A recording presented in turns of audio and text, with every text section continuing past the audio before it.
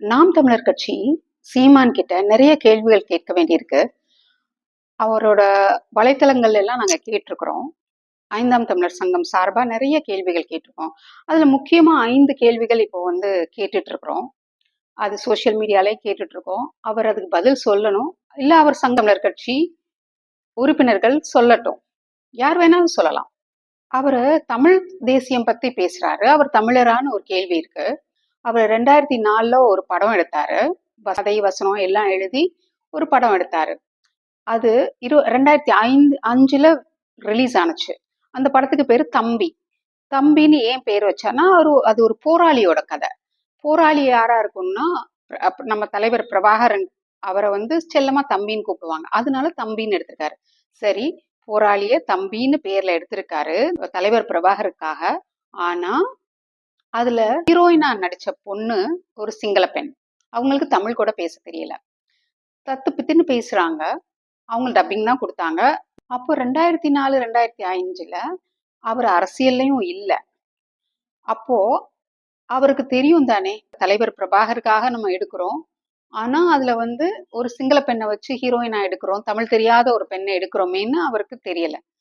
அது ஏன் பிரபாகரை பத்தி எடுக்கிற படத்துக்கு ஒரு சிங்கள பெண்ணை ஏன் ஹீரோயினா போட்டாரு? இதுதான் முதல் கேள்வி. நாம் தமிழர் கட்சியோட அடிப்படை கொள்கை என்ன? அவர் என்ன சொல்லிட்டு இருக்காரு? ஈழத்தமிழர்களுக்காக நாங்க போராடுவோம், ஈழத்தமிழர்களுக்கு நாங்க விடுதலை வாங்கி கொடுப்போம், ஈழத்தமிழர்களோட வாழ்க்கையை மேம்படுத்துவோம். இதுதான் அவரோட முக்கியமான கொள்கை. ஆனா இது வரைக்கும் ஏதாவது ஒரு தமிழர்களுக்காக குரல் கொடுத்திருக்கிறாரா? ஆனா அவர் என்ன சொல்றாருன்னா, தலைவர் பிரபாகரன் அவர் தான் தேர்ந்தெடுத்தாரு.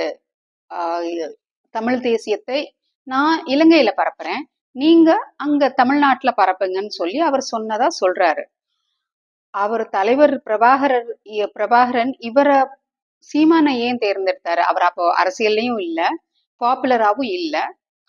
ஒரு சினிமா வசனகர்த்தாவான சீமான எப்படி தேர்ந்தெடுத்தாரு? ஈழத்தமிழர் பிரச்சனைக்காக ஏதாவது ஒன்னாவது நாம் தமிழர் கட்சி செஞ்சிருக்காங்களா?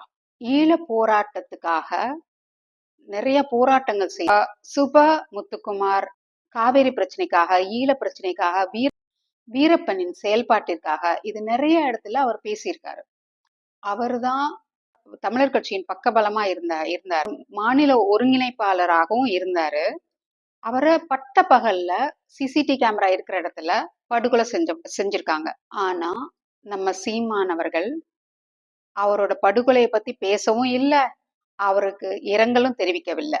அவரோட கொலைக்கும் இவருக்கும் ஏதோ தொடர்பு இருக்கு. முத்துக்குமார் இறந்த நாளன்று சீமான் அவரோட மகனுக்கு காது குத்து விருந்து நடத்தினாரு. எங்கன்னா அவரோட குலசாமின்னு சொல்றாரு.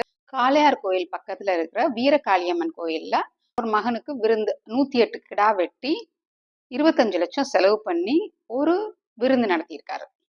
என்னைக்கு? சுப முத்துக்குமார் இறந்த நாளன்று.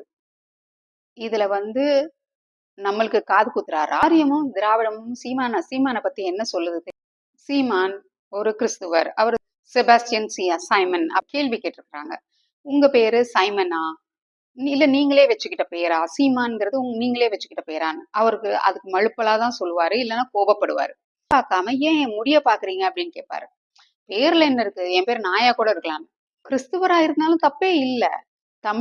தமிழ் கிறிஸ்துவரா இருந்து தமிழர்களுக்காக போராடுறது தப்பே கிடையாது. ஆனா ஏன் மறைக்கணும்? நான் கிறிஸ்துவர் இல்ல தமிழர்னு ஏன் மறைக்கணும்? அவர்கிட்ட அவங்க தாத்தா பேர் என்னன்னு, தம்பி பேரு ஜேம்ஸ், அது எல்லாருக்குமே தெரியும். அப்பா பேரு செபாஸ்டியன், அதுவும் எல்லாருக்கும் தெரியும். ஆனா செபாஸ்டியனை செந்தமிழன்னு மாத்திக்கிட்டாரு. அவங்க அப்பாவுக்கு பேர் மாத்திர ஒரே ஆளு இவர் தான். எல்லாரும் பிள்ளைங்களுக்கு தான் அண்ணம்மா. சோ இவங்க எல்லாருமே கிறிஸ்டியன், கிறிஸ்துவ வழிதான். இவரும் கிறிஸ்துவன் தான் சைமன். அவரோட ரொம்ப நெருங்கின தோழர் நடிகர் பாபுன்னு பேச்சுலர்ஸ் லைஃப்ல இருக்கும்போது, இப்போதான் சீமான், அப்போல்லாம் அவர் சைமன் தான். அவ்வளவு பித்தலாட்டமும் செய்யற இவர் ஒரு தமிழர். ஆரியமும் திராவிடமும் ஒரு தமிழரை வளர விடுவாங்களா? இவ்வளவு பாப்புலரா ஆக்குவாங்க? அப்பா வழியில வர்ற குலசாமி தான் நம்ம எல்லாருக்குமே குலசாமி. நாடார் கிறிஸ்தவர்கள் எல்லாம் பாத்தீங்கன்னா அவங்க 3 தலைமுறைக்கு முன்னால குலசாமி யாருன்னு அவங்க பக்கத்து ஊர்லயே தான் இருக்கும். அதை கண்டுபிடிச்சு அவங்க போய் பார்த்திருக்கிறாங்க. அவங்களுக்கு தெரிஞ்சிருக்கு, அவங்களுக்கு தெரியும். எல்லாருக்குமே ஒரு குலசாமி இருக்கு. அது கிறிஸ்துவத்துக்கு மாறினவங்களுக்கும் ஒரு 3 தலைமுறைக்கு முன்னாடி அவங்க பூர்வீகம் என்னன்றது அவங்களுக்கு தெரியும். அது மாதிரி இவருக்கு யாரு எது குலசாமின்றது கூட அவருக்கு தெரியல.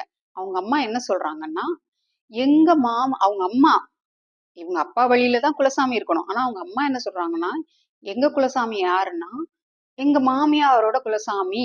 அதுதாங்க இந்த வீரகாளி அம்மா அப்படின்னு சொல்றாங்க. சீமானோட குலசாமி யார்? இதுதான் அடுத்த கேள்வி. சீமானால தான் நாங்க தமிழ் தேசியத்துக்கு வந்தோம் அப்படின்னு சொல்ற எல்லா தமிழர்கள் கிட்டயும் ஒரே ஒரு கேள்விதான். இந்த 5 கேள்வியும் கேட்கிறோம். சீமானால தான் வந்திருக்கோம் தமிழ் தேசியத்துக்கே அப்படின்னு சொல்றாங்கல்ல. சீமான் என்ன தமிழர்களுக்காக என்ன பண்ணியிருக்காரு? இல்ல அவரோட கொள்கையான ஈழத் தமிழர்களுக்காக என்ன பண்ணியிருக்காரு? அது தைரியமா தட்டி கேட்க வேணும். தட்டி கேட்பாங்களா? கேட்கணும். ஒரு பெரிய ஐடி விங் வச்சிருக்காரு. அந்த ஐடி விங் எப்ப பார்த்தாலும் என்ன செய்வாங்க? அவரை பத்தி நம்ம ஏன் பேசணும்? அவரோட கொள்கையில பேசணும். அவர் தமிழ் இதை பேசுங்கன்னு. அவர்கிட்ட இந்த 5 கேள்வியும் கேட்டு பதில் வாங்குங்க.